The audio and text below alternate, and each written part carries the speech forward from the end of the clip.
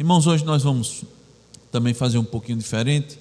Nós vamos meditar sobre o sermão, mas nós vamos tratar sobre um assunto que é extremamente importante e a gente tem sempre falado com os irmãos, que é a respeito do princípio regulador do culto.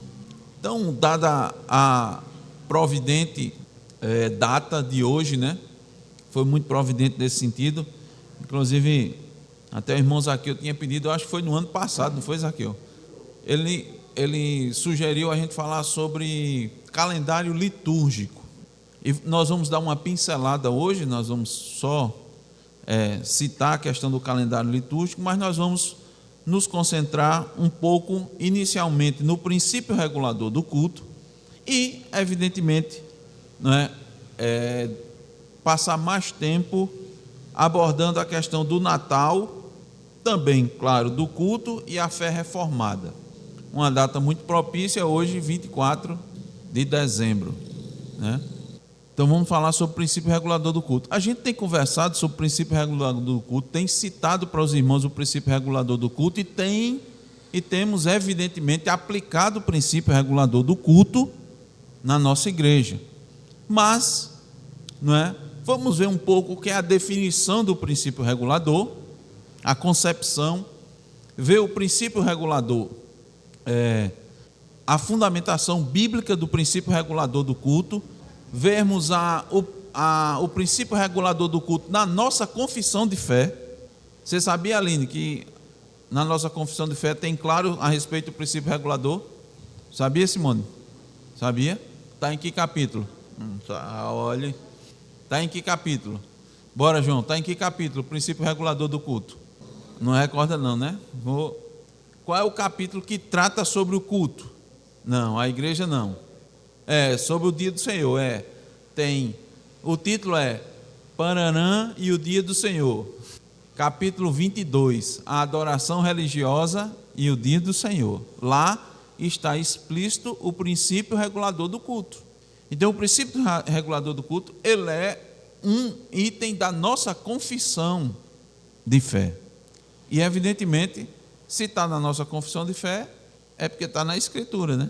Está lá na Escritura e nós vamos ver isso daí, tá certo? E depois disso nós vamos ver a respeito do Natal.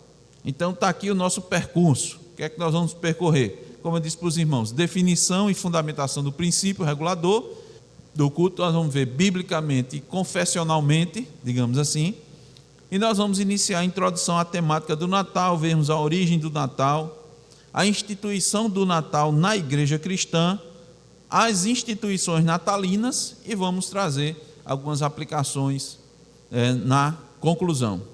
Definição e fundamentação do princípio regulador. O princípio regulador do culto segundo a Escritura, porque a primeira coisa que a gente tem que ver é na Bíblia. Tá certo, irmãos?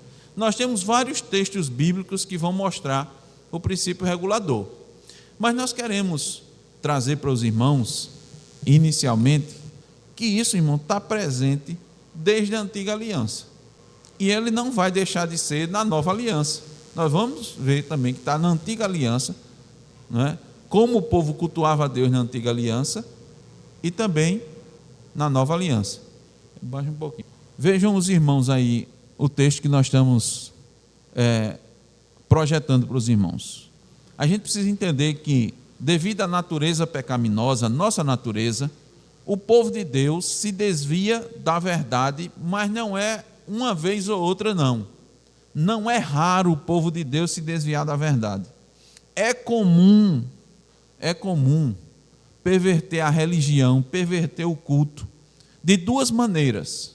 Quais são essas duas maneiras? Eliminando elementos considerados desagradáveis do culto e da adoração e adicionar coisas que se acham agradáveis, que acha que é melhor, que você entende que é melhor. Então veja, preste bem atenção nisso aqui, isso aqui é a base. O povo de Deus, ele não raras vezes, ele tanto tira elementos que ele não gosta, como ele introduz elementos, ideias, concepções que ele acha que é melhor. Tanto essa inclinação é clara para Deus, que veja o que Deus deixou aqui em Deuteronômio 4, 1 e 2. Agora, pois, ó Israel, ouve os estatutos e os juízos que eu vos ensino, para os cumprirdes, para que vivais e entreis e possuais a terra que o Senhor, Deus de vossos pais, vos dá. Isso aqui os irmãos sabem, lógico que é Moisés falando para o povo, né? Preparando o povo para entrar na terra prometida. Versículo 2: nada acrescentareis à palavra que vos mando, nem diminuireis dela. Então veja, nada acrescentarei, nem diminuirei. Por que é que Moisés diz isso? Por que é que Deus diz que Moisés tem que falar isso ao povo? Porque ele tem a tendência de aumentar e diminuir. Fica claro, irmãos, não é? Para que guardeis os mandamentos do Senhor vosso Deus, que eu vos mando. Que mandamentos são esses, irmãos? Todos os mandamentos, todas as leis que Deus deixou para o povo. E aí a gente já estudou que nós temos três leis, né, que a gente identifica claramente no Antigo Testamento. Quais são essas 3 leis, Ruth? Que a gente identifica facilmente no Antigo Testamento. 3 leis. Como é, Simone? Civil, cerimonial, civil, e falta uma. Qual é, Abraão? Lei moral. Então, quando ele diz aqui, guardei os mandamentos, são todos os mandamentos. Então, nós sabemos que a lei cerimonial era a lei que regia o culto. Então, o povo de Deus tem, não raro, tendência a tirar ou aumentar. Retirar coisa que não gosta e introduzir coisa que ele acha que deve ser. Próximo. Então, vamos ver. O princípio regulador do culto segundo a Bíblia. A Bíblia é a nossa regra de fé e prática? Sim. Quando ela é nossa regra de fé e prática, isso implica dizer que ela aborda também a questão do culto? Sim. Sim, né? Veja, o culto é a área por excelência da aplicação dessa verdade. Por excelência. Aí, mais uma vez, antes de entrar em Canaã, Deus advertiu o povo contra não só a idolatria, mas também a mistura. Por quê, irmãos? Aquela coisa que a gente sempre vem falando para os irmãos, atentem bem para isso. Quando o negócio vai se misturando, fica mais difícil de você identificar o problema. Não é assim, Zaqueu? Ele vai se misturando, se mesclando, bota junto. Não é? De novo, usando o exemplo da cozinha, da culinária. Você tem 2 elementos aqui. Você tem, por exemplo, certamente muitos dos irmãos gostam de tomar café com leite, né? Se você tem o café de um lado e o leite do outro separado, você identifica facilmente, não identifica quem é café e quem é leite, depois que bota junto. Mistura, né? Deixou de ser café, deixou de ser leite para ser café com leite. Todo mundo, entre aspas, né? A maioria toma e acha bom. Então isso acontece também. Mas olha a advertência de Deus. Mais uma vez, em Deuteronômio 12. Isso aqui é uma das bases, irmãos, vamos dar referência bíblica para isso. Tanto Deuteronômio 4, 1 e 2, como Deuteronômio 12. Olha o que é que Deus diz. Quando o Senhor teu Deus eliminar de diante de ti as nações, para as quais vais para possuí-las, e as desapossares, e habitares na terra, guarda-te. Olha, veja, não te enlaces com imitá-la. Enlaçar, os irmãos a própria palavra já diz. Você imitar aquele povo, você está sendo laçado, após terem sido destruídos de diante de ti, e que não indagues acerca dos seus deuses, dizendo, assim como serviram estas nações aos seus deuses, do mesmo modo também farei eu. Não farás assim ao Senhor teu Deus, porque tudo que é abominável ao Senhor e que ele odeia, fizeram eles a seus deuses, pois até seus filhos e suas filhas queimaram aos seus deuses. Olha, versículo 32. Tudo o que eu te ordeno, observarás. Nada lhe acrescentarás, nem diminuirás. Veja, Deus de novo advertindo. Tem problema de acrescentar e tem problema de diminuir? Tem. Há uma tendência forte para o povo fazer isso? Sim, porque Deus já está advertindo. Veja, irmãos, eles nem entraram ainda. Eles nem entraram. E Deus já está advertindo. Próximo, Ramon, por favor. E na nova aliança, nós temos o princípio regulador, nós citamos todo domingo. Deus é espírito, e importa que os seus adoradores o adorem em espírito e em verdade. João 4, 24. Os irmãos já sabem, mas Sempre é bom repetir. O que é que Deus está querendo dizer? Cristo. Essas palavras são de Cristo. Com Deus quer que os seus adoradores o adorem em espírito. Ele está querendo dizer, é preciso acontecer uma transformação espiritual para que o adorador cultue. Se ele não tiver nascido de novo, ele não cultua, porque Deus não recebe seu culto. Eu vou abrir um parênteses, por isso, irmãos, que a gente não insiste, por exemplo, preste bem atenção nisso aqui, é importante também. A gente não insiste como... eu sei que quando a pessoa vem para a igreja, vem para o culto, ele vem e ele ouve a palavra de Deus. Mas não se iluda, uma pessoa que não nasceu de novo, ele não cultua, ele está no culto, mas o culto é estranho a ele. O culto ele é normal para o crente, porque ele veio aqui para adorar. Mas para a pessoa que é um ímpio, ele não está acostumado, e ele não vai adorar. Eu estou querendo dizer aos irmãos que Deus não vai receber a adoração dele. Deus só vai receber uma coisa dele: se ele orar arrependido, Deus recebe. Se não, Deus não recebe. Ele canta, Deus não recebe. Ele ora, Deus não recebe. Porque todo o culto, tudo é por meio de Cristo, e ele não tem Cristo ainda. Então, a adoração a Deus, o culto a Deus, Deus só recebe daqueles que foram transformados espiritualmente. Agora, eu sei, irmãos, que alguém pode vir, sentar aqui, atentar para o culto, ouvir a mensagem e Deus alcançá-lo pela graça. Mas culto não é o local normal, natural para quem não nasceu de novo. Entende? Fecha. Por quê? Porque antigamente a gente fazia, vamos para a igreja, vamos para o culto, vamos para a igreja, vamos para o culto. Não era assim? Hoje em dia o que é que a gente faz? A gente prega, discipula, ensina, não é? Para depois chamar. Mas lógico que a pessoa quiser vir, irmãos, por favor, né? Não estou dizendo que não é para vir, mas que fique claro para a gente, porque Cristo está dizendo aqui, bom, em espírito e depois em verdade. O que é adorar em verdade? É necessário a conformação à verdade revelada de Deus para cultuar. Deus não recebe qualquer culto. Essa é outra verdade difícil e dura, mas é da Escritura. Deus não vai aceitar a adoração, porque a pessoa está com boa intenção de adorar, aquela igreja tem uma boa intenção de adorar, e eles adoram do jeito deles. Os irmãos sabem os inúmeros exemplos que tem da Escritura, que Deus não aceitou o culto de um monte de gente, rejeitou o culto. Não vou estar dando exemplo aqui, senão a gente vai se delongar demais, mas Deus simplesmente não aceitou. Próximo. Então, o que é o princípio regulador do culto? É o princípio que afirma que o culto público deve ser bíblico. E o que é um culto bíblico? Né? Mas os cultos, né? Você pode dizer, mas os cultos que tem, todo culto não é bíblico? Não. Qual é o culto bíblico? O culto é bíblico quando ele é de acordo com a Escritura. Ele está conforme foi ordenado na Escritura.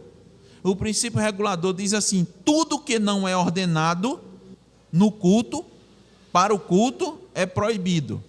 Tudo que não é ordenado aonde? Na Escritura. Os irmãos entenderam? Adorar a Deus em verdade significa o seguinte: eu vou adorar a Deus exatamente conforme Deus disse que é para ser adorado. Esse é o entendimento que nós temos do princípio regulador. Ele está na Bíblia, nós mostramos para os irmãos. Deuteronômio, 2 passagens de Deuteronômio, os exemplos bíblicos, né, que a gente pode ver desde o início, irmãos. Caim e Abel, no início da humanidade. Por que é que Deus não aceitou o culto de Caim? Porque não foi conforme ele determinou. Ele disse: Caim, não é assim não. Por que é que você está desse jeito? Seu culto foi rejeitado. O do seu irmão foi aceito porque ele fez do jeito que era para fazer. Você fez do seu jeito. Não vou aceitar. Tantos outros que quiseram fazer o culto conforme acharam, Deus não recebeu, Deus não aceitou, Deus não ouviu, e alguns morreram. Alguns morreram. Não fizeram como Deus determinou. Outro exemplo claro na Bíblia é o de Uzá, que botou a mão na arca com uma boa intenção. Então Deus não recebe o culto. Então o princípio regulador que nós aplicamos, inclusive aqui na igreja, é: O culto público deve ser bíblico, ou seja, tudo que ocorre no culto a Deus deve ser ordenado pela Escritura. Tem que estar claramente dito, é assim, esse aqui é um elemento de culto. Se não for ordenado, pode? Não pode. Há quem entenda o contrário, há quem entenda que diz assim, se Deus não proibiu, é porque pode. Irmãos, quando a gente olha na Bíblia, você não encontra nada disso. Isso aí é ideia dos homens. Eu pergunto, quando Deus especificou, irmãos, na antiga aliança, todas as formas de culto, todas as formas. Você quer ofertar? Ele dizia até como você ofertava. Tu vai pedir perdão a Deus, tu vai fazer desse jeito. É dessa maneira. Não vou detalhar de novo, mas senão a gente vai... tu vai fazer assim, tu vai trazer o cordeiro, o bezerrinho. Tu vai ficar com essas partes, fica para você. Essas outras partes fica para o sacerdote. As outras são queimadas. Deus dizia, irmão, tintim por tintim. Você quer fazer a oferta de gratidão? É assim. É um pecado. Você quer um tipo de pecado. Você tinha uma maneira de sacrificar. As ofertas. Tudo. Os elementos. Toda a estrutura do templo, Deus determinou.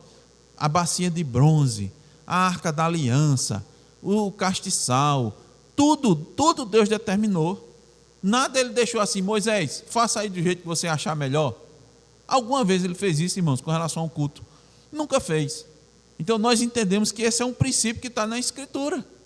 Nós mostramos, irmãos, 2 textos em Deuteronômio 4, 1 e 2, Deuteronômio 12, 14, corrigir aqui, 12, e agora João 4, 24. Próximo, Ramon. E na nossa confissão, tem o princípio regulador? Já mostrei para os irmãos. Tem, capítulo 22, parágrafo 1º. O modo aceitável de adorar o Deus verdadeiro é instituído por Ele mesmo. E tão limitado por sua própria vontade revelada. Limitado, ele não está aberto para você acrescentar. Porque o próprio Deus já tinha dito, né, na antiga aliança, não acrescente não. Aí os irmãos acham que Deus disse, não, Deus disse aquilo na antiga aliança, na nova aliança você pode fazer do jeito que você quiser. Não estamos mais debaixo da lei, estamos debaixo da graça. De forma alguma. Por isso, mais uma vez que Jesus disse, os verdadeiros adoradores adorarão o Pai em espírito e em verdade. Então, de forma que ele não pode ser adorado segundo as imaginações e invenções dos homens ou sugestões de Satanás, nem sob qualquer representações visíveis ou qualquer outro modo não prescrito nas Sagradas Escrituras. Então aqui fica bem claro, não fica, irmãos? Nós vemos isso na Bíblia e nós vemos isso na nossa confessionalidade. Muito bem. Próximo. Os irmãos têm alguma dúvida com relação à questão do princípio regulador, da ideia do princípio regulador, da concepção do princípio regulador, ou da fundamentação bíblica do princípio regulador que nós apresentamos? Isso aqui é um estudo, viu, irmãos? É um estudo. É para pergunta, resposta, tira dúvida. Não é uma pregação, não. Tá certo? Se tiver dúvida, fica à vontade. Certo, Yasmin? Pergunte. Fala que eu te escuto. Dado o princípio regulador do culto, vamos entrar na temática do Natal. Os irmãos viram que eu resumido o princípio regulador, tá certo? Se for necessário, não tem problema, depois a gente volta e estuda o princípio regulador de forma detalhada, trazendo todos os exemplos para os irmãos que nós citamos rapidamente e detalhadamente. Mas vamos para a temática do Natal. O que é que a temática do Natal tem a ver com o princípio regulador do culto? Tudo. Próximo. O que é o Natal? Aqui eu coloquei algumas questões, mas eu posso trazer para os irmãos assim também aquilo que o Natal é dos nossos dias. Primeiro, é a festa mais bonita. Eu duvido que alguém aponte uma festa mais bonita do que o Natal. Eu duvido. Todo mundo fala do Natal. A cidade fica enfeitada. Daqui eu estou vendo as luzes piscando. As lojas se enfeitam. As casas são enfeitadas. A rua, as instituições públicas e privadas, todas são enfeitadas. As pessoas falam do Natal. No dia de hoje, nós recebemos inúmeras mensagens de felicitações, inclusive de pessoas que não falaram com a gente o ano todinho. Nesse ano, a gente recebe mensagem. Eu recebi hoje uma mensagem. Então, é a data mais bonita, é a data onde as pessoas falam e abordam o que é belo, o que é bom, onde as famílias se reúnem, as famílias marcam, as pessoas viajam, né, saem de onde eles estão vivendo para se reunir para a noite da ceia de Natal. Até o irmão no domingo disse que tinha uma pessoa que estava em Maceió, ia fazer a ceia e depois ia viajar para uma cidade aqui, né, do interior para participar de novo. Duas. Quando é que isso acontece, irmãos? Diga. Todo mundo fala de Jesus, de paz, de bem, desejam coisas boas. Então, isso é o Natal. Essa é a nossa cultura. Só que não é só no Brasil, é no mundo. Podemos dizer assim, né? Generalizar. O mundo todo comemora essa data. Então, por isso que está dizendo aí, ó, é uma festividade em que boa parte da cristandade comemora o nascimento de Cristo.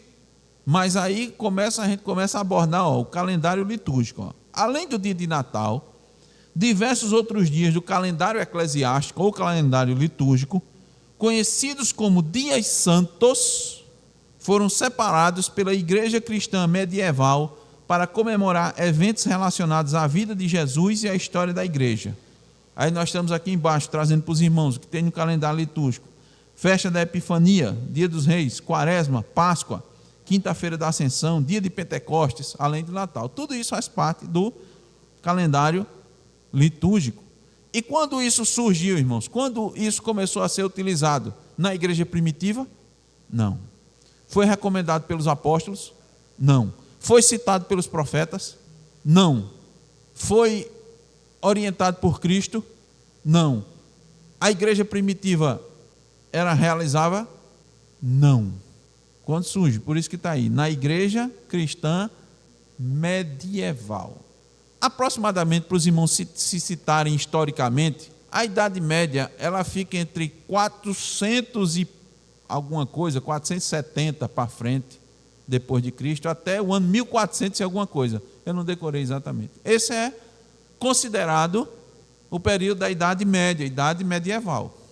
É a partir daí, irmãos, que começam a surgir século IV, século V. Antes disso, olha, até o século III não existia isso. A igreja primitiva não havia calendário litúrgico na igreja primitiva. Por isso que nós pincelamos para os irmãos. Esse estudo que eu trouxe para os irmãos, ele está baseado em várias pesquisas que nós fizemos. Dentre eles, estão os mais importantes, um texto de Brian Shertley, um artigo de Brian Shertley, e um dos capítulos do segundo livro do reverendo Paulo Anglada, que tem como título Igreja, Coluna e Baluarte da Verdade. E ele fala, tem esse segundo volume, ele fala só sobre o culto. Então, irmãos, não há... Aí eu quero citar para os irmãos um evento interessante. Quando um dos filhos de Paulo Anglada tinha 12 anos, ele colocou isso no livro, colocou uma situação interessante. O filho dele estudava numa escola confessional, que ela até, acho que pertencia até à igreja deles.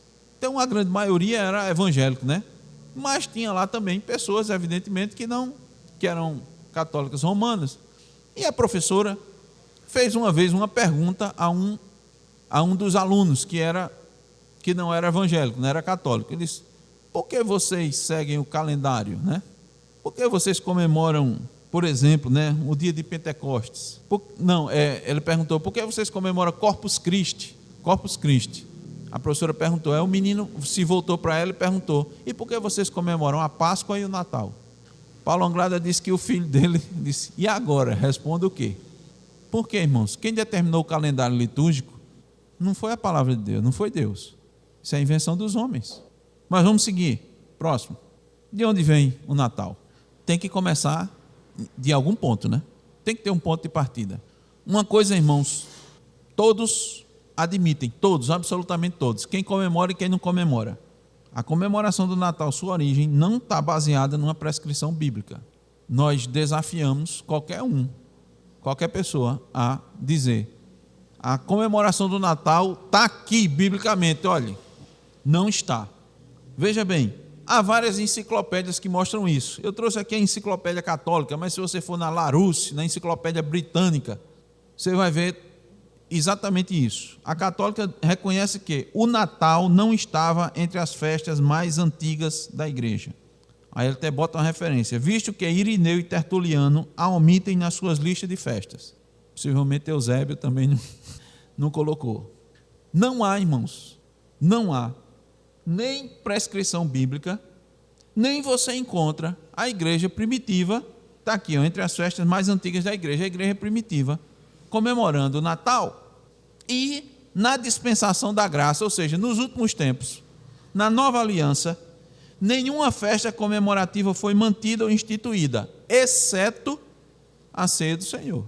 Você não vê nenhuma determinação para nenhuma festa. Inclusive é o contrário, né? O apóstolo Paulo deixa claro que essas festas são sombra. Ele deixa isso claro, porque os irmãos sabem que os judaizantes ficavam querendo obrigar os cristãos a não só se circuncidar, mas também seguir ainda as determinações das leis cerimoniais, que eram da antiga aliança. E Paulo disse, de jeito nenhum, de forma alguma. Vamos adiante. Então, de onde vem o Natal? Vem do paganismo, irmãos. Sim, acreditem, vem do paganismo. Se os irmãos for fazer uma pesquisa histórica, todos vão mostrar que lá no passado, lá para trás, lá na época medieval, os povos pagãos comemoravam o nascimento do sol invictus, do sol inconquistável, do solstício, da Saturnália. E mais uma vez eu disse aos irmãos, estou economizando para a gente não se aprofundar, porque se a gente se aprofundar, até o irmão Sandro postou, né, 2 vídeos para o irmão. Teve um pastor lá de Fortaleza que gastou, entre aspas, 2 escolas dominical para abordar sobre o Natal, para os irmãos terem uma ideia. Também foi uma pesquisa muito interessante, aprofundada e necessária para a igreja. Gastou 2 domingos. Então foram somando os 2, né? Foi bem umas quase 3 horas, mais de 2 horas de estudo. Bem mais de 2 horas de estudo, para mostrar aos irmãos. Então, todas essas festividades, se os irmãos for ver, haviam referência, porque o povo adorava o sol, adorava a lua, adorava as estrelas. E o que aconteceu? A cristandade, não conseguindo erradicar essas comemorações pagãs, o que é que fez? Adequou a encarnação de Cristo, adaptou. E está aqui mais uma referência histórica. O Papa Libérius, que teve lá seu pontificado entre 352 e 366 depois de Cristo, foi quem oficialmente instituiu entre o ano 353 ou 354 da era cristã, ou seja, no século IV. Antes disso, irmãos, não havia comemoração de Natal. Tanto é que todos nós sabemos, todo mundo sabe, que o dia 25 de dezembro não é o dia que Cristo nasceu. Mas por que é o dia 25? Exatamente por causa das festividades pagãs. Não foi um dia escolhido aleatoriamente, não, sem querer, não. Era por causa do sol invictus, a adoração ao sol. Ele ia substituir as comemorações pagãs realizadas nesse período e suprir uma lacuna do calendário eclesiástico. Não tinha. E a igreja sempre pensou nisso, irmão, desde no passado. Vamos fazer assim porque atrai o povo para a igreja. Em vez de ele estar comemorando o sol, não é melhor ele comemorar Jesus, o nascimento de Jesus? Foi assim que surgiu. Próximo. Sim, irmão. É exatamente. Se encaixa, irmãos, de maneira assim, como uma luva. A comemoração do Natal, ela se encaixa como uma luva nessa prescrição que foi dita em Deuteronômio. Pegaram algo pagão, que Deus disse, quando você for para a terra, lá, não faça isso. A igreja fez. Mas a gente tem as instituições natalinas. Quais são? A famosa árvore de Natal. Tem várias postagens aí hoje em dia no Instagram, é tudo mentira, é fake news, viu? Tem um monte de gente postando aí que a árvore de Natal foi Lutero que inventou na Alemanha. Eu vou mostrar para os irmãos aqui que se popularizou de fato por meio da Alemanha, viu? Se Lutero usou ou não, irmãos, eu sinceramente não sei. Se ele usou, fez errado. Tá certo? E lembre-se, Lutero ele estava dentro do contexto muito forte ainda da influência da Igreja Católica Romana. Não esqueça disso não. Tanto é que a doutrina dele sobre a ceia do Senhor é equivocada, é errada, não é? Ninguém hoje na igreja evangélica, a não ser, né, luteranos, eu acho que anglicanos, eles talvez, não, nem os anglicanos, talvez episcopais, alguma coisa assim, tem essa concepção da ceia do Senhor que Lutero tinha, viu? Tem não. Então veja, de onde vem? Vem da Idade Média. A adoração às árvores era comum entre os povos pagãos. Era, irmãos, em Israel. Deus dizia: olha as árvores, não fique debaixo da árvore, não adore debaixo de árvore. Está na antiga aliança isso, está lá no Antigo Testamento. As árvores representam vigor, vida, frutos. E o povo se curva diante das árvores, ficam debaixo das árvores. Olha o que a Enciclopédia Britânica diz: a adoração a árvores, comum entre os pagãos e os europeus, sobreviveu após a conversão deles ao cristianismo, no costume escandinavo de decorar a casa e o celeiro com pinheiros no final do ano para afugentar o diabo. Para afugentar o diabo. Essas luzes, essas coisas aí, irmãos, que são utilizadas, todos esses símbolos aí, é por causa das trevas, do medo que ele tinha de espíritos. Por que é que eles celebravam o sol invictus? Porque era o momento maior que o sol resplandecia, passava mais tempo iluminando. E quando vinham as trevas, eles ficavam com medo dos espíritos virem. Aí tinha luzes. Então, toda essa simbologia aí, irmãos. Alguns dizem: não, aquela estrela, a estrela que guiou os magos. Não. Isso aí são incorporações, entendeu? O pessoal pega isso, incorpora e bota. E diz que é sincretismo. Então, veja. Olha por que o pessoal colocava decorar as árvores, o celeiro com pinheiro, para afugentar o diabo. Está na Enciclopédia Britânica. Gárgulas, carrancas, para afugentar espíritos. Então eles vão usando o que tem. Por quê? Porque eles não creem em Deus. Então eles vão usar desses artifícios. Aí, ó, olha de onde é que vem aqui, ó. A árvore de Lutero. Vem daqui, ó. A moderna árvore de Natal originou-se diretamente do costume alemão medieval de decorar árvores com maçãs. É por isso que eles vêm da Alemanha. Foi Lutero que criou a árvore de Natal? Não, irmão, já desde a Idade Média o pessoal adorava árvores, enfeitava árvores. É provável que Lutero tenha usado árvore? É provável. Ninguém está negando isso, não. Agora, é certo? Os irmãos estão vendo de onde é que vem isso. Os irmãos veem em alguma passagem bíblica Deus recomendando isso ou o contrário? Contrário. Não adore debaixo de árvores. Não faça como o povo pagão. Mas, rapaz, é tão bom, a gente vai subir ali no alto, tem uma árvore frondosa. Por que é que o povo fica subindo no monte? Essas coisas é a mesma coisa, irmãos. Os outeiros. Fica seguindo o povo, acha bonito. É interessante. O povo vai em romaria, tem aquela espiritualidade e segue os povos pagãos. O povo de Deus fica seguindo os povos pagãos, seus costumes, seus ritos. E Deus disse: não, olha, quando for para a terra, não faça isso. É a mesma coisa, irmão. Deus está dizendo: olha, quando você for alcançado pela graça, não faça igual o povo, não. Próximo. Eita, Papai Noel. Teve um youtuber famoso aí que, crente, não vou dizer não, que ele é batista lá de Fortaleza. Ele fez uma defesa de Papai Noel que deu uma tristeza. Irmãos, olha, esse surgimento dessas coisas assim de Papai Noel é tudo, veja, não tem comprovação mesmo histórica. Então, o que se sabe é que a origem está dele vem de São Nicolau, um dos santos, olha, veja, entenda bem, olha como vem isso, um dos santos da Igreja Católica, que teria vivido na Ásia Menor, que hoje é a Turquia, durante o século IV.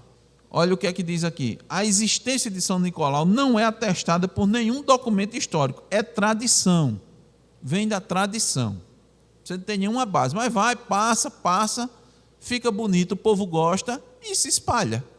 Então, ele era bispo de Mira, possivelmente participou do concílio de Nicéia, em 325, era generoso e usava seu dinheiro para dar presente às crianças e os pobres. Irmãos, havia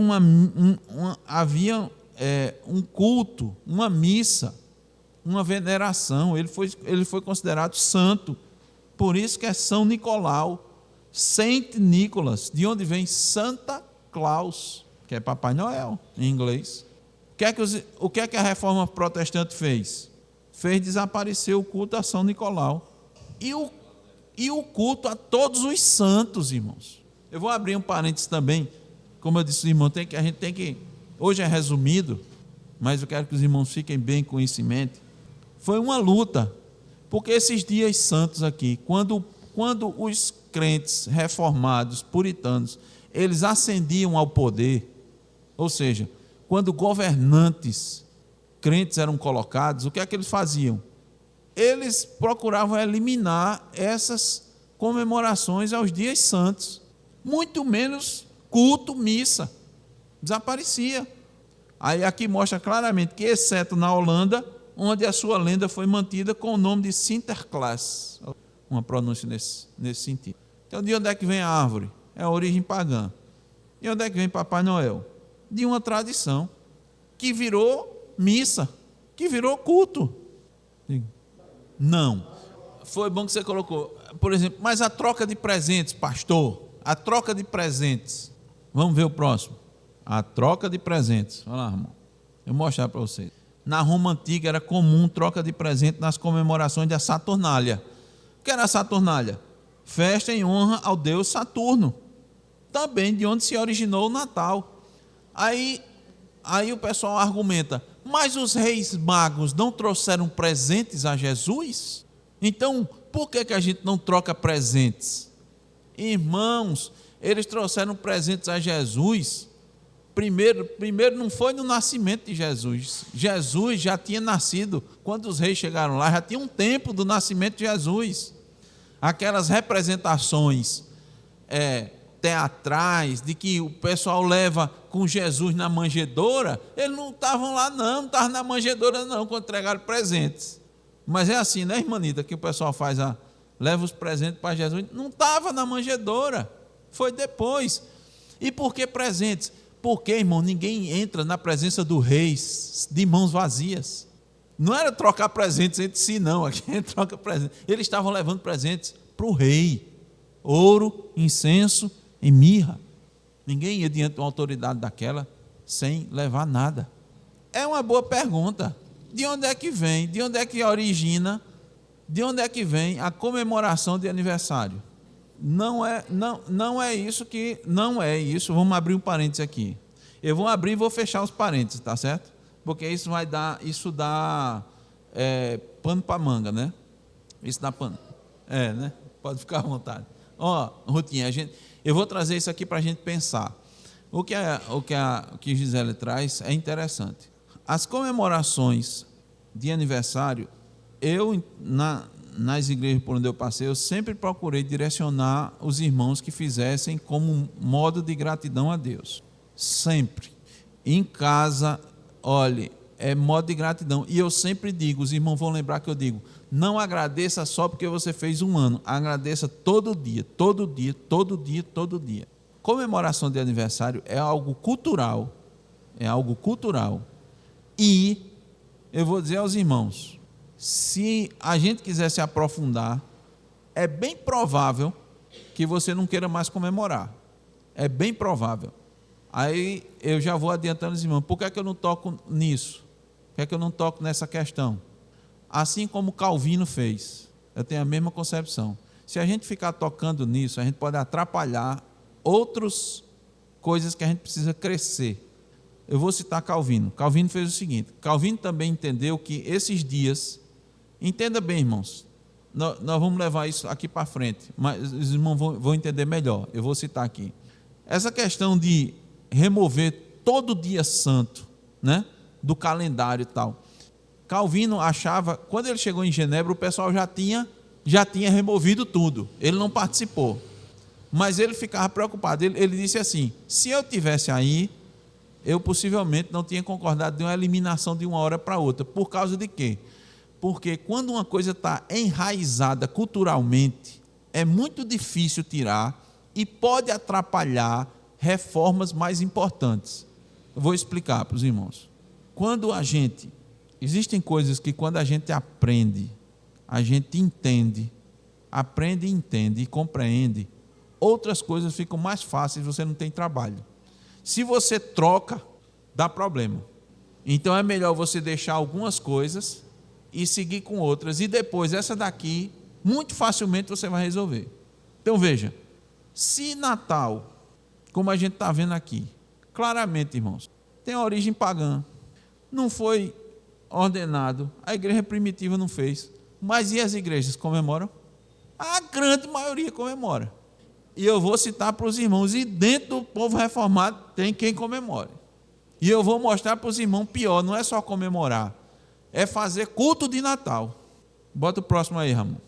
Ó, irmãos, culto de Natal deriva da missa de Natal.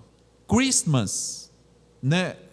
Não é rotina, Christmas, né? Natal em inglês, é a somatória de duas palavras, Christ e Mass. Missa de Cristo. O culto de Natal, olha de onde originou.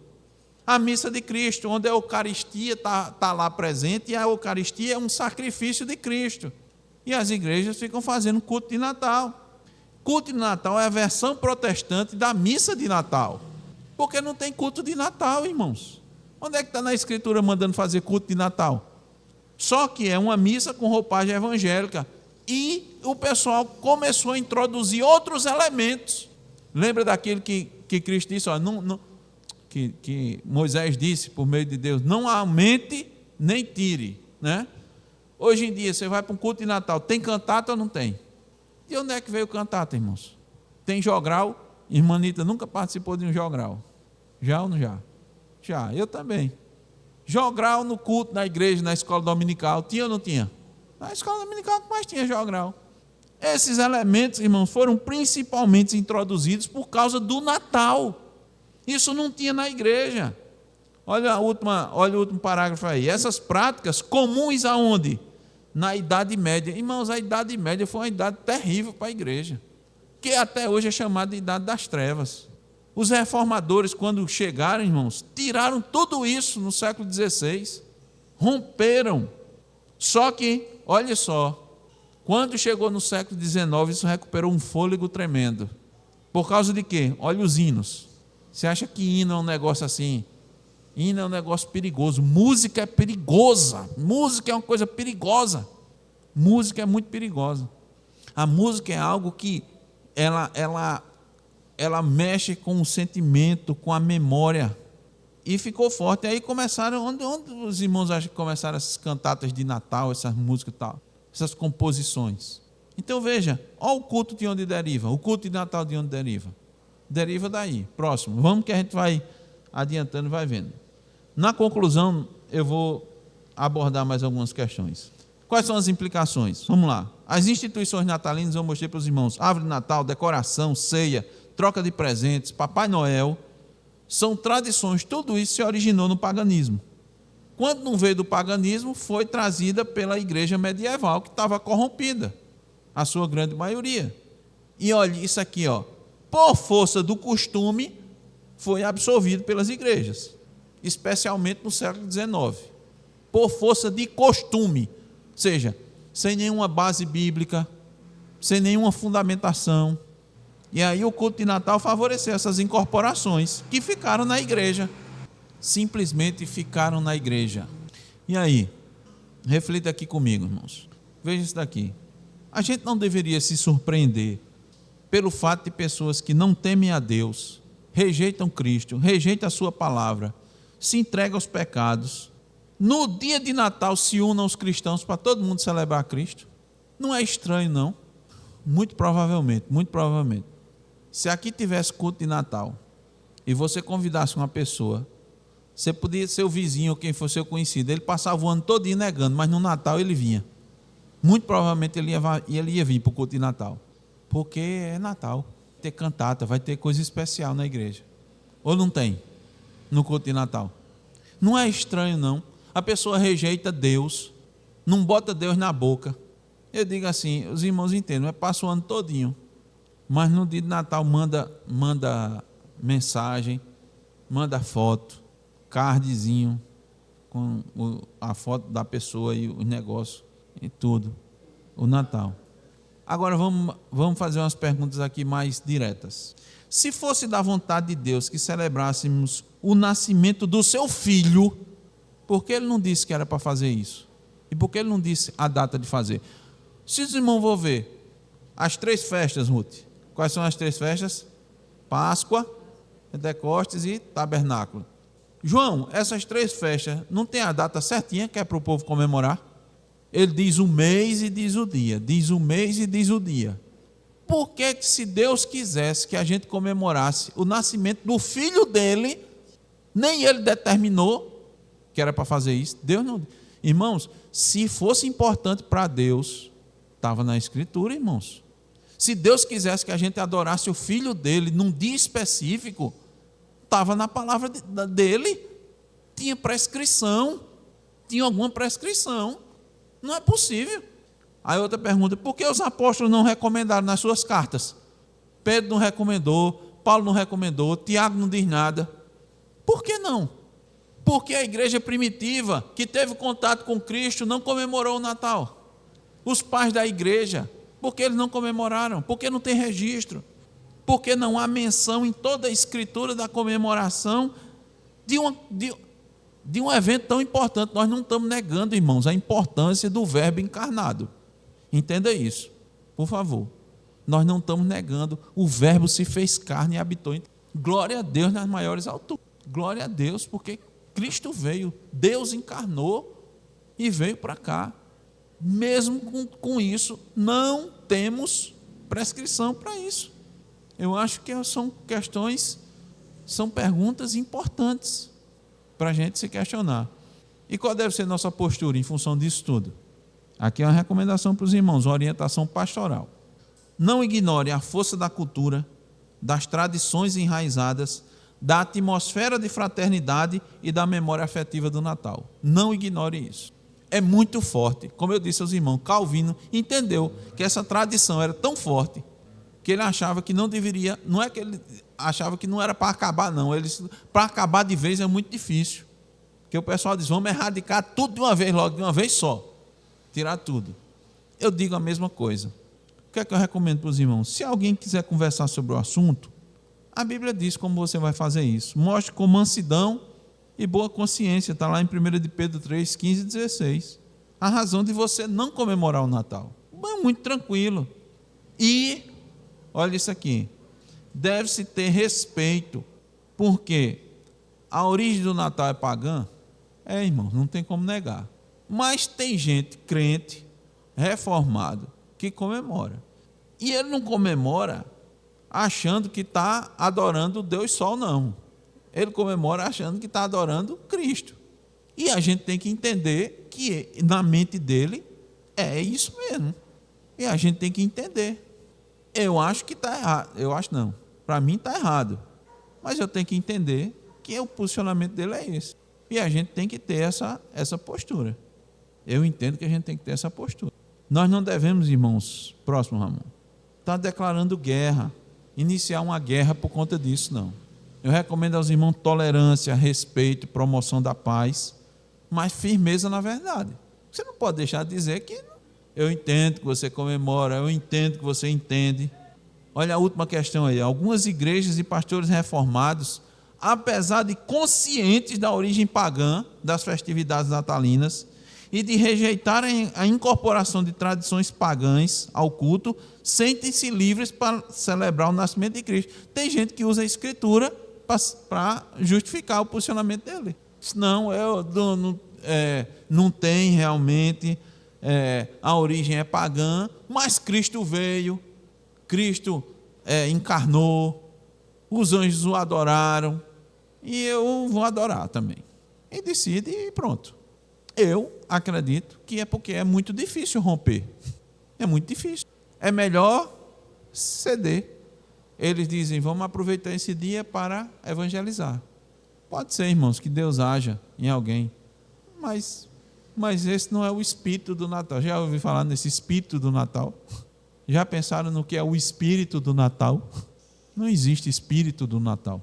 É uma expressão que o pessoal diz para esse sentimento que todos passam por eles assim, e fica essa coisa bonita. Tolere. Se alguém disser para você Feliz Natal, o que é que você diz? Obrigado. Aproveite o feriado. Eu digo assim, aproveite o feriado com a família. Não é feriado? Aproveite. Eu não digo Feliz Natal. Por consciência. A minha consciência, eu não sei como os crentes lidam com a consciência numa situação como essa. Eu realmente não sei. Eu sei que a celebração é origem pagã. Eu sei que Deus não ordenou, que não tem na palavra de Deus. Eu sei que a igreja primitiva não comemorou. E o pessoal comemora assim. Eu não sei como é que eles fazem, abafam a consciência. Eu não sei como conseguem. Mas eu, sinceramente, continuo dizendo, continuo achando assim, belíssimo. Inclusive, quando eu era adolescente, não sei se eu já disse para os irmãos, eu ficava ansioso, porque eu achava o máximo. Sabe o que é que eu achava o máximo? Porque eu ficava assistindo os filmes, e nos filmes tinha as músicas, as melodias que a gente cantava na igreja. Eu achava tão bonito. Eu ficava esperando tocar as musiquinhas. E não é feio. As músicas não são feias, as melodias não são feias. Não é feio, a família está reunida. Agora, não faz isso em nenhum outro momento do ano que podia fazer. Só faz naquela data, naquele momento, que todo mundo sabe que Cristo não nasceu ali, nem ninguém sabe qual foi o dia exato que ele nasceu. E é um dia que os pagãos utilizavam. O que é que nós devemos celebrar? Próximo. O que Cristo ordenou, irmãos. O que é que Cristo ordenou? Relembrar biblicamente a sua morte por meio da ceia do Senhor. Nós temos a mesa do Senhor todo domingo, uma vez por mês. Uma vez por mês, nós participamos da ceia do Senhor. Cristo diz, pregue, né? Lembre. É isso que a gente tem que pregar. Pregar a sua morte, a sua ressurreição e a sua vinda. A mensagem da salvação para os que creem, né? E dizer às pessoas que elas vão se perder se não creem. Nós temos o que comemorar, irmão. Nós temos o que celebrar. Os irmãos sabem que nós dizemos, nós temos uma festa todo domingo, que é o dia do Senhor, é uma festa. E nós temos a mesa do Senhor uma vez por mês. Nós devemos celebrar. Então eu recomendo aos irmãos essa postura, né? Essa compreensão, esse entendimento, né? do que seja, né? A origem do Natal. Eu já disse aos irmãos de forma... alguns se perguntaram, como eu falei para os irmãos, nós baseamos muito desse material no livro do pastor Paulo Anglada. O que foi que ele fez? Ele deu esse estudo para a igreja dele, mas não publicou. Ele se segurou e não publicou. Várias editoras e pessoas pressionavam ele para ele publicar e ele disse não. Por quê? Porque a gente tem prioridades na reforma. Se a gente botar isso aqui, pode dar problema. E eu não quero trazer problema para o corpo de Cristo. Ele tinha essa compreensão, essa visão. Só que a ética dele, nem todos seguiram e começaram a atacar ele e fazerem afirmações infundadas a respeito do posicionamento. Então, o que foi que ele fez? 10 anos depois de que ele deu, só 10 anos depois que deu esse estudo para a igreja dele, ele foi e publicou o material. Eu comungo dessa postura, entendeu? Não fico fazendo guerra com ninguém a respeito disso. Eu acho que a gente precisa instruir a igreja, os irmãos devem estar bem instruídos, orientados a respeito do assunto, do tema. Fico triste porque, para mim, quando a gente estuda é tão claro, depois que a gente estuda fica tão claro, tão evidente, e, né, pastores, líderes, pessoas conhecidas, eles ignoram. Alguns dizem assim, na igreja não, culto de Natal não, árvore de Natal não, enfeite de Natal na igreja não, mas em casa eu não vejo problema. Eu não sei como é que eles não veem problema de colocar assim, um elemento pagão. Eu não sei como eles não veem problema, mas as pessoas não veem nenhum problema. E fazem a mesma coisa, e se reúnem, chamam as pessoas e vão comemorar o Natal. Em casa, mas na igreja não pode não. Acho um pouco estranho, né? Acho estranha essa postura. Não, como eu disse, acho de alguma maneira incoerente, uma vez que a gente tem essa consciência de tudo. Mas eu sei, irmãos, e tenho falado aos irmãos que para muitos o preço é alto, as pessoas não querem. O problema é isso, é que vão vir os questionamentos. Se a gente pode fazer isso, por que não pode fazer aquilo? Por que não pode fazer aquilo outro? Eu não sei como é que vão explicar. Por exemplo, por que a gente não comemora a Páscoa? Tem igreja que comemora a Páscoa e comemora o Natal. Mas a Páscoa e o Natal fazem parte daquele calendário, porque também não faz Corpus Christi. Isso aí, porque não sai o outro? Porque não sai Pentecostes? Porque não sai Quaresma? Porque não sai outro? Porque a base é a mesma. Então, nós, resumindo para os irmãos, nós entendemos que o princípio regulador do culto, ele não deve nos levar para culto de Natal. E eu, particularmente, mesmo que não seja culto, se eu botar na minha casa, eu acho muito estranho, com a consciência que eu tenho, de que todos esses elementos, é que eu não disse aos irmãos, a guirlanda, se vocês vão ver, a guirlanda, negócio bonito, aquilo é símbolo pagão também. Todos os elementos, irmão, do Natal, não tem um elemento do Natal bíblico. Também desafio quem diga que é bíblico.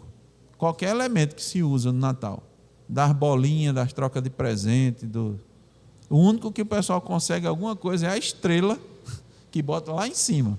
Foi a estrela que guiou os magos. Então é isso. Então, recomendo isso aos irmãos, né, que façam guerra, não fiquem disputando, mas sejam seguros no seu posicionamento, tá certo? Sejam bem seguros. Que a gente crê, a gente procura transmitir para os irmãos, a gente está aqui, continuo, né, à disposição para tirar dúvidas, se os irmãos quiserem, os questionamentos são válidos, como que foi feito aqui, e muitos outros. A gente está, na nossa caminhada e muito provavelmente, irmãos, algumas coisas que hoje a gente tem uma ideia, amanhã a gente vai aprimorar, vai melhorar. Igreja reformada, sempre reformando. E a gente vai sempre em busca na crescente, né? Na melhora, na maturidade, no crescimento. Alguns crescem mais rápido, entendem mais rápido. E Paulo diz, né, que como é que atua, né? Os mais maduros ajudam os mais novos, né? Pega na mão e leva para que todos cheguem, né, à maturidade também, ao crescimento, à estruturação. Mais alguma colocação, alguma pergunta? Isso. É por isso que eu disse aos irmãos, agora não, mas isso é uma brecha para depois você questionar outras coisas. Se a gente está fazendo isso, você está comemorando isso, por que não está fazendo outra coisa? Por que não está fazendo outra coisa? Você está dando brecha, você está abrindo espaço. E outra coisa, fica muito claro, é isso que, aproveitar essa fala de Zaqueu. Hoje, o Natal não tem mais Cristo. Esse Natal que se comemora não tem Cristo. No máximo tem o menino Jesus, o menininho que nasceu, mas não tem Cristo. É por isso que tanta gente recebe esse Natal, porque não tem Cristo. Cristo mesmo não está. É o Cristo que, se tivesse, estaria condenando muita gente que está comemorando o Natal. Esse Cristo não está no Natal, nesse Natal. Por que é que esse Natal é aceito Por que é que tanta gente aceita esse Natal? Porque Cristo não está. Por que é que muitas igrejas estão cheias? Porque Cristo não está ali. Porque se Cristo estivesse no púlpito, as pessoas não estavam ali. Porque elas não aguentam Cristo, não aguentam a palavra. Isso é uma verdade, irmãos. Daí o questionamento disso. Por que pessoas que nunca vão para a igreja, inclusive criticam, não sei o quê, dão Feliz Natal? Porque esse Natal que eles têm, idealizam e imaginam, Cristo não está. Esse Natal de hoje, Cristo não está. Está a figura do Papai Noel, está a troca de presentes, está a ceia. Quem não gosta de uma ceia de Natal? Normalmente a mesa é farta, é variada, as pessoas estão lá, né? Estão conversando. O Espírito Santo age de toda maneira, mas sinceramente, acho muito difícil, num momento de ceia desse, alguém se levantar e pregar Cristo. Pregar Cristo para quem está ali vai quebrar o clima, vai quebrar o espírito de Natal. Por isso que eu disse, né? Que eu estou dizendo, se alguém se levanta e vai pregar mesmo a Cristo numa ceia de Natal, possivelmente vai acabar porque é o Deus que veio, encarnou, se fez homem para livrar o seu povo dos pecados dele. Você vai ter que falar de pecado. Falar de pecado numa ceia de Natal, Acho que não encaixa. Os irmãos estão dizendo, acho que não encaixa nos dias de hoje, né? A gente tem que falar nos dias de hoje de paz, de bênção, de desejar prosperidade e tal. A maioria dos meus familiares, nas suas igrejas tem culto de Natal. Tem cantata, o pessoal está ensaiando, né? Hoje possivelmente está apresentando, fazendo a apresentação e chamando o dia de hoje de culto de Natal. Ou alguns fizeram no domingo passado. Alguns não foram esclarecidos. Alguns sabem, mas têm um entendimento diferente, viu, irmãita? Prefere o outro lado, como eu disse aos irmãos, né? Nós vamos manter firmeza, segurança, mas isso os irmãos estão entendendo, né? Eu estou me colocando assim com firmeza, com segurança, mas eu estou dizendo para os irmãos que não adianta brigar, tá? Você não adianta essa postura. Eu desejo que os irmãos se mantenham firmes naquilo que creem, naquilo que estão sendo instruídos, ensinados na palavra, tá? E se mantenham e preservem isso. E como Simone destacou, ensine para as crianças, porque as crianças são aqui, ficam muito influenciadas, né? Ver todo mundo e não sei o que e tal, essas coisas, essas questões. Tá certo, irmãos? Que Deus assim nos dê a sabedoria, o entendimento e a firmeza, né? A respeito daquilo que Deus deseja de nós, né? Com relação ao seu culto, né? E a nosso posicionamento com relação a essas questões, né? Culturais. Amém.